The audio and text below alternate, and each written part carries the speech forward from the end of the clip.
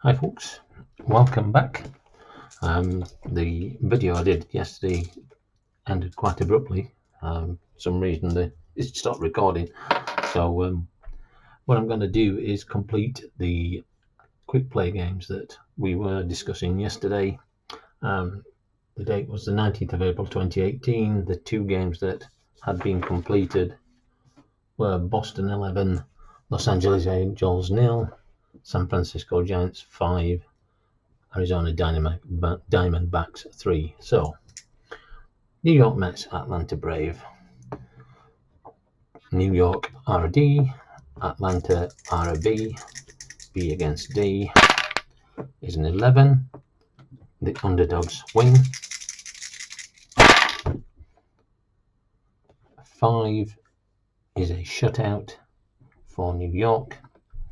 82 is a 13-0 victory. So the Mets beat the Braves by a score of 13-0. Next game, St. Louis Cardinals against Chicago Cubs. St. Louis are a B, Chicago are an A against B. It's a 7.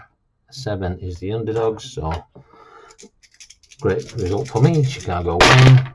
It is a 7, so it's not a shutout, so it's whatever the dice give us, and that is Cardinals 8, Cubs 3. Next game is Baltimore Detroit Tigers.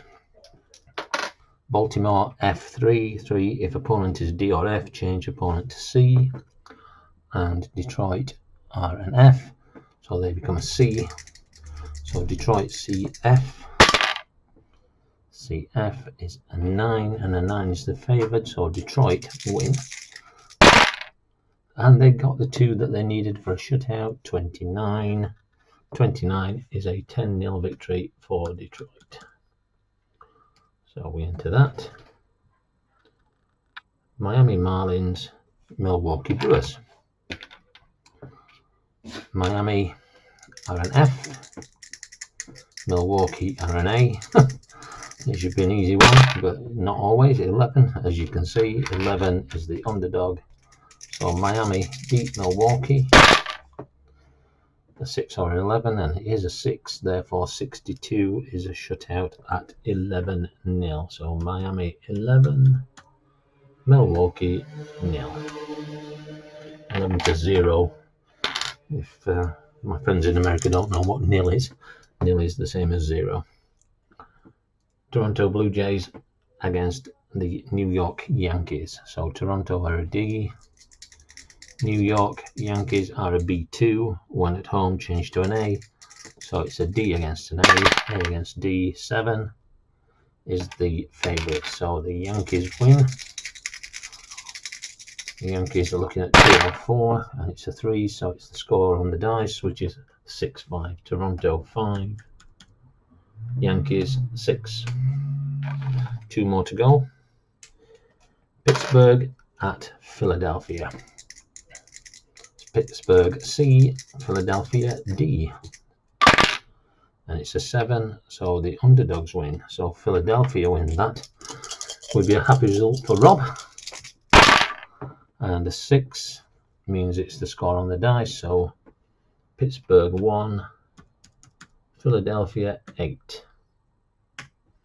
Houston against Seattle is the final game. Houston are an A, Seattle are a C. 4 is Houston. So Houston, we're looking at a 10 or a 12, which is neither, so the result is on the dice. Houston 4, Seattle 1. So that completes the quick play of all the games. And what I'm going to do now is I'm going to pause and then come back once I've done the tables and show you the current standings. Back shortly. Okay, so we're back. I've collated all the points, the game results, and currently as it stands, the Mets, top of the East National League, 13-5, Phillies 12-7, and Washington coming up behind at 6-13. The numbers there that you see in the brackets at the end of the teams, they're the number of games that I've actually physically played with them, the ones that have been rolled. So New York, Pittsburgh and Arizona are currently leading the National League divisions, and the Red Sox, Minnesota Twins and Houston are currently heading the American League. Boston with 14 wins are the team with the most wins, 14-4, and they're on a 6-game winning streak. And funnily enough, Baltimore Orioles are the worst, 3-16 on an 8-game losing streak. So that's where I currently am. My next set of games, which will be the 20th of April, the actual game I'm going to be playing is Pittsburgh. No, it isn't. It is, that's the game after, the Cleveland Indians and Baltimore Orioles. So Cleveland are currently 10-6, Baltimore 3-16, and who knows, maybe I'll be brave enough to actually physically play the game and record it, so you can see me make all the mistakes and tell me where I'm going wrong, which will be a wonderful thing, because at least it'll mean that I'm playing the game better. The one thing I didn't mention is that when I play a game, I play the lineups, including the 25-man roster, and I use these wonderful things, the fast action cards. But the players any player can come in with when we take a player out, but for the pitching, then the pitchers that actually physically pitched in the game must be used.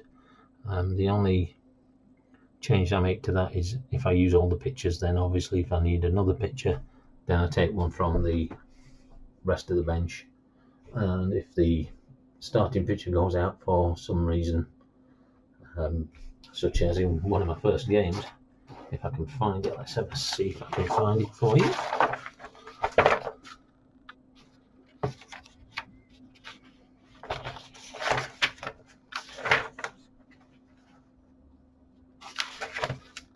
It was a very unusual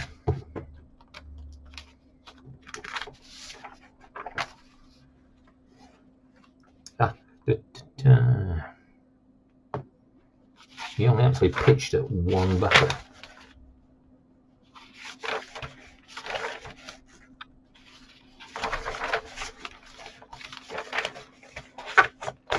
Here is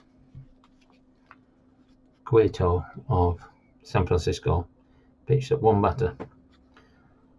He was ejected for arguing on the ball, on the base on balls for Segura, who was the second batter up. So he actually pitched at one batter and put one on base, and then was ejected from the game. So in that case, what I'll do is I'll look at the remaining pitchers and see if they've got a long reliever, and he can come in. But all the other pitchers that were physically in that game then must pitch somewhere in the rest of the game. Anyway, that brings to close this video. Hopefully you'll enjoy it. Thumbs up if you do, thumbs down if you don't, oh dear, and leave comments and let me know what you think, whether you'd like me to do some games and video them, and if you do, then I'll be happy to oblige. Until then, good night.